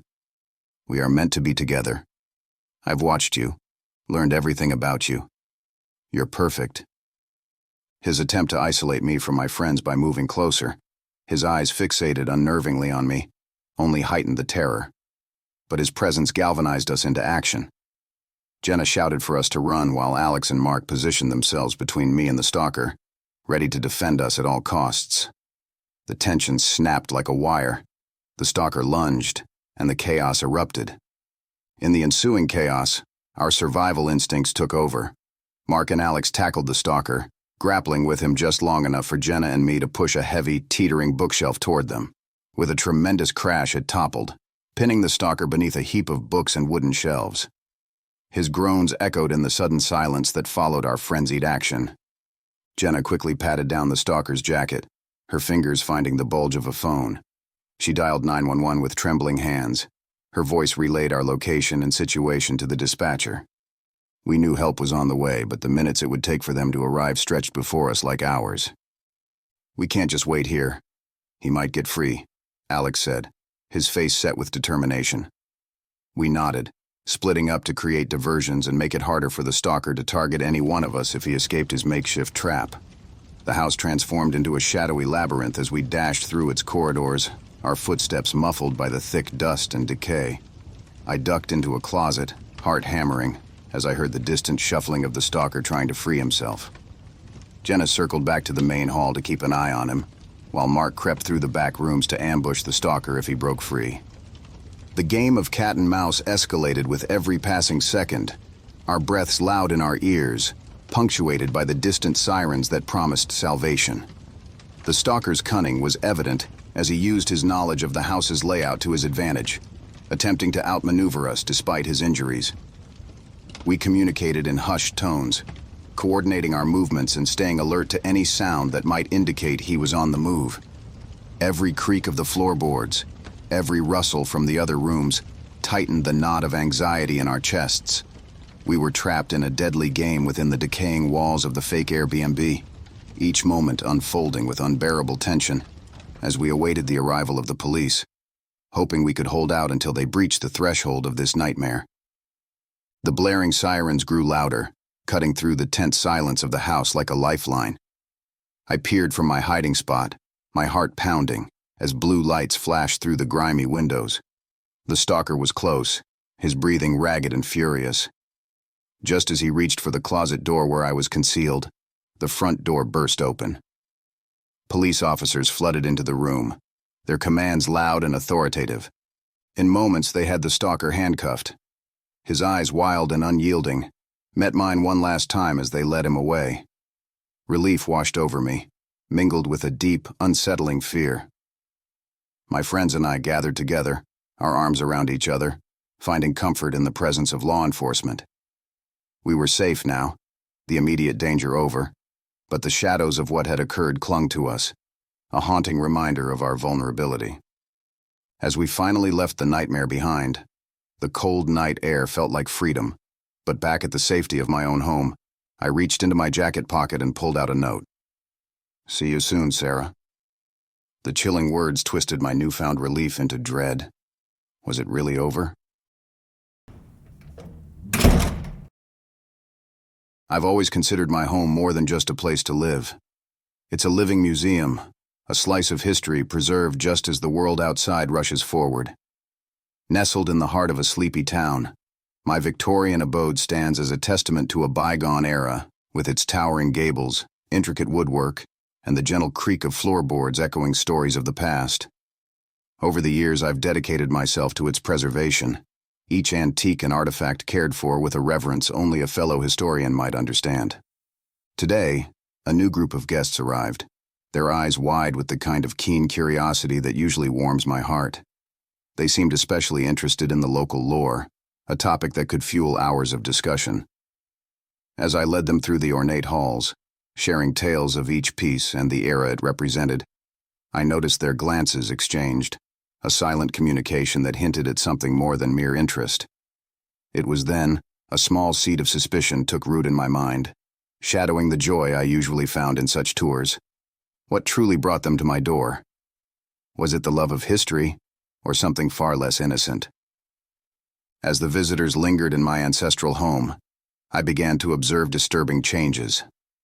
Each morning brought new evidence of their nightly intrusions. A prized painting's frame slightly skewed, the unsettling displacement of first edition books that I knew each precise location of. Even a cherished sculpture appeared as though it had been hastily returned to its pedestal. Their inquiries, too, veered oddly specific, probing into the most arcane details of the home's architecture and the stories of those who had lived there before. Their guise as simple enthusiasts of history was slipping, revealing a sharper, more acquisitive intent beneath. One late evening, troubled by the day's discoveries and their implications, I retreated to my private study, a room untouched by time and visitors, where the true breath of the house's past could still be felt. It was here, behind the facade of a false bottom drawer, that I discovered something extraordinary. A diary, long hidden and forgotten, penned by an ancestor reputed to have eccentricities as vast as his fortune. The diary spoke cryptically of a treasure, ostensibly hidden on the premises as a safeguard against the rampant burglaries of his time. The revelation sparked a cascade of thoughts. Confronting the guests with accusations would likely lead to outright denial and could escalate into legal entanglements for which I had little appetite. Instead, a more cunning approach formed in my mind, inspired by the secretive nature of my ancestor's diary. The following morning, I gathered the guests in the main hall, under the pretense of sharing a rare historical artifact that I had just remembered might interest them. As they assembled, curiosity alight in their eyes, I introduced the diary, open to a page describing the treasure in deliberately vague and alluring terms. "I find myself in need of sharp minds to help unravel these mysteries," I said, watching their faces light up with barely concealed greed. "Should we find this treasure, it would be only fair to share its spoils with those who aided in its discovery." Their agreement was immediate and enthusiastic, binding us in a precarious alliance.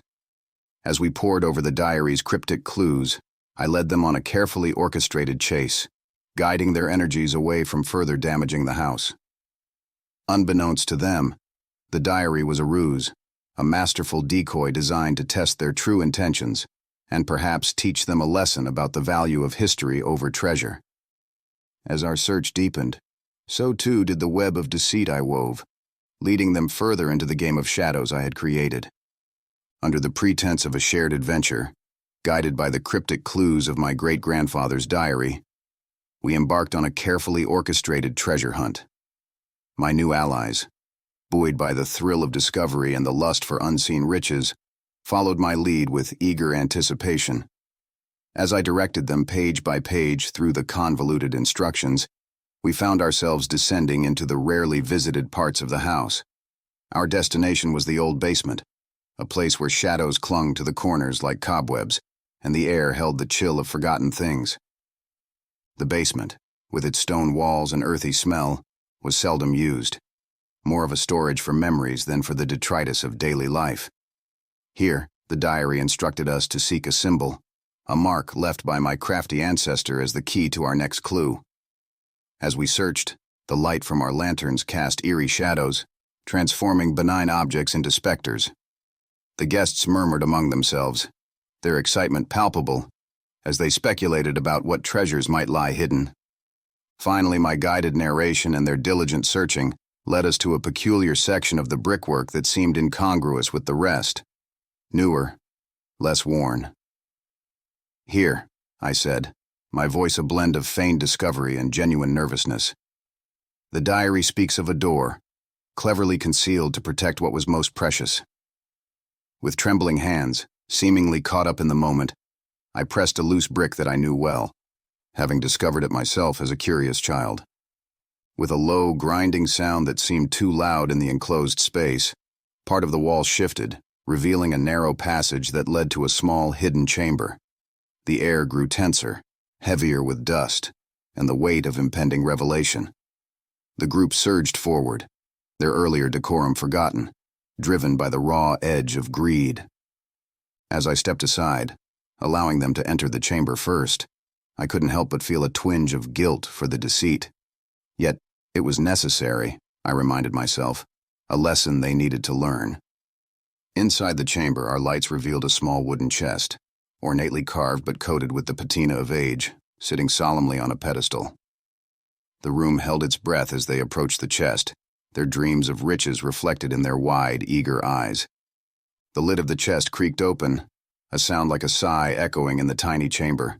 The guests leaned in, their breaths held in suspense, only to find the chest filled with nothing more than a collection of cheap trinkets and baubles. Among the worthless items, a note lay prominently on top, inscribed with a taunting message. "The true treasure of life is integrity, not gold." The atmosphere shifted palpably, the air thick with their disillusionment and rising anger. Their faces turned from shock to fury as they rounded on me, accusations flying. "You've played us for fools," one exclaimed, the betrayal burning bright in his eyes. "All this, a wild goose chase for your amusement?" another accused, her voice a mix of anger and embarrassment. I held up my hands, seeking to calm the storm I had stirred. The treasure, as my great-grandfather intended, was never material, but a test of character, I explained, my voice steady despite their glaring eyes. "You have unveiled not gold, but the greed that blinds." Before their anger could escalate further, I stepped swiftly to the door, sealing it with a firm push. "Consider this moment to reflect on what you truly seek," I called out as I departed, leaving them in the dim light of the chamber. The lock clicked. A temporary measure, yet enough to impart a lasting lesson. As I ascended the basement steps, the weight of my ruse lingered, but so did a hope that their brief confinement would ignite a deeper contemplation on the values long forgotten in the chase for fortune. After some time, I released the group from the chamber. Chastened and subdued, they apologized, a mix of remorse and newfound respect in their voices. As the door closed behind them, I returned to my study, the lessons of the day heavy in my thoughts. True treasure lies not in the wealth we accumulate, but in the history and stories that shape us. I opened another of my ancestors' diaries, its pages brimming with cryptic notes. Smiling, I pondered the new secrets waiting to be explored, leaving the door ajar for future mysteries to unfold. As I steered my car up the narrow gravel path, the city's relentless noise faded into a serene hush, punctuated only by the rustle of leaves and distant bird calls. I had rented a secluded cabin, nestled deep in the woods, to escape the ceaseless demands of urban life and to focus on my next novel. The idea was to find peace in solitude, to let the quiet of nature inspire my words. Stepping out of the car, I stretched and breathed in the crisp, pine-scented air, a stark contrast to the smog and smoke back home. As I approached the rustic cabin, something on the weathered wooden doorstep caught my eye. A letter. Picking it up, I noticed the envelope was fresh, not weathered or worn as one might expect in such an exposed spot. Unfolding the paper, I read the elegantly penned words that praised the beauty and spirit of someone named Elena, the cabin's previous tenant. The script was flowing and adorned with an old-fashioned flourish, the tone intimate and adoring. This unexpected discovery sent a shiver of curiosity down my spine. Who was Elena, and what had become of her? The letter hinted at a story yet to be uncovered, and already, the quiet retreat seemed less lonely than I had anticipated. Over the next few days, my exploration of the cabin revealed more letters, each tucked away in the most unexpected places, behind loose bricks in the fireplace, beneath floorboards, and inside old, dusty books on the shelves. The handwriting was always the same, passionate and meticulous, spilling secrets of undying love and heartfelt promises to return. Each letter peeled back layers of an intense love story that seemed both beautiful and obsessive. With each new discovery, my initial intrigue deepened into a complex web of emotion. The words were poetic, full of longing and devotion, speaking to a profound connection between Elena and her mysterious admirer. Yet as romantic as they were, a chilling undertone threaded through them, a desperation that clung like the mist that settled each evening around the cabin. As the days passed, I couldn't shake off the sensation of being watched. It started subtly, a rustle just beyond the window, a shadow that flicked past the corner of my vision. At first, I chalked it up to the usual creaks and groans of an old cabin, or perhaps a deer moving through the brush. But one evening, as the sun dipped below the horizon, I distinctly saw a figure flitting between the trees. They were too far to identify, yet close enough to unsettle me. The fleeting glimpses of this figure, always at the edge of my vision, made my heart race and filled the crisp air with a palpable tension. With each shadowy encounter, the cabin's tranquility was overshadowed by a growing sense of dread. What had I stumbled into? Was this reclusive sanctuary a witness to a love gone wrong? Or perhaps something darker? My thoughts churned as the wind whispered through the trees, carrying with it a story aching to be told. One rainy afternoon, while searching for more firewood in the cluttered shed behind the cabin, I stumbled upon a leather-bound diary, partially hidden beneath a stack of old gardening tools. It was worn, its edges frayed, a silent sentinel of secrets. Flipping through the water-stained pages, I realized it belonged to Elena. The entries began playfully, full of hope and dreams, but as the pages turned, the tone shifted dramatically. Elena wrote of an admirer whose affection at first seemed flattering, but gradually became oppressive. His love letters, once a source of joy, had turned into a daily deluge of obsessive declarations. She described feeling trapped, watched, her every move monitored. Her final entries were frantic, filled with plans to escape, to find refuge far from her once beloved retreat. Intrigued and disturbed, I visited the nearby town the next day, hoping to glean more about Elena from the locals. The townsfolk were initially welcoming, sharing stories of her kindness and artistic spirit. However, when I steered the conversation towards her disappearance and her admirer, their demeanor changed. Eyes darted away, voices hushed, and subjects quickly changed. It was clear that Elena's admirer was known to them, and the mere mention of him stirred a collective unease. Their nervous reactions only fueled my determination to uncover the truth. Why would a town so warm hold such a chilling secret? What had really happened to Elena? The diary in my hands felt heavier with each unanswered question. One evening, as dusk painted the sky in shades of deep purple and gold, I returned from a walk to find the front door of the cabin slightly ajar. Trepidation gripped me as I pushed it open. There, sitting calmly by the fire, was a man whose presence was as unexpected as it was unsettling.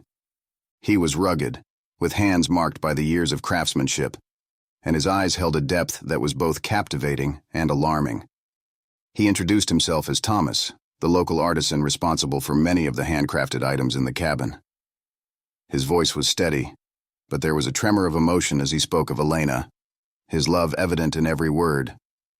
He admitted to writing the letters and waiting for her return, his confession tinged with sorrow and longing. As I listened, ready to confront him about the obsessive nature of his affection, he surprised me with a chilling revelation. Elena had not fled from his love, he claimed, but from something far more sinister that pervaded the cabin. He spoke of old legends, of dark happenings that the locals whispered about, but never acknowledged openly. According to Thomas, Elena had felt an oppressive presence, something that filled her with dread, pushing her to leave without a trace. His words hung heavy in the air, mixing with the crackle of the fire. Was this merely a diversion? A tale spun to mislead? Or had Elena truly sensed a malevolent force within these walls? Something so daunting that it drove her to vanish into the night. The cabin, with its creaking wood and shadows dancing on the walls, suddenly felt like a living entity, watching and listening to our every word. The mystery deepened, wrapping around us like the evening mist, thick and impenetrable. Compelled by Thomas's story and the enigmatic aura of the cabin, I decided to weave this tangled web of love and mystery into my next novel. Sensing Thomas's profound loss and the unresolved anguish that clouded his life, I agreed to help him find closure.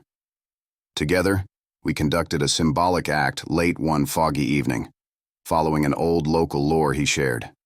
We released a handmade boat with a candle into the nearby lake, symbolizing Elena's spirit finding peace and moving on from the shadows that had trapped her here.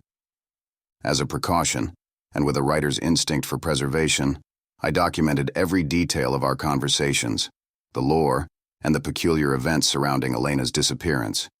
I sent all this information to a trusted journalist friend, ensuring that if anything untoward happened to me, the story wouldn't die with my disappearance.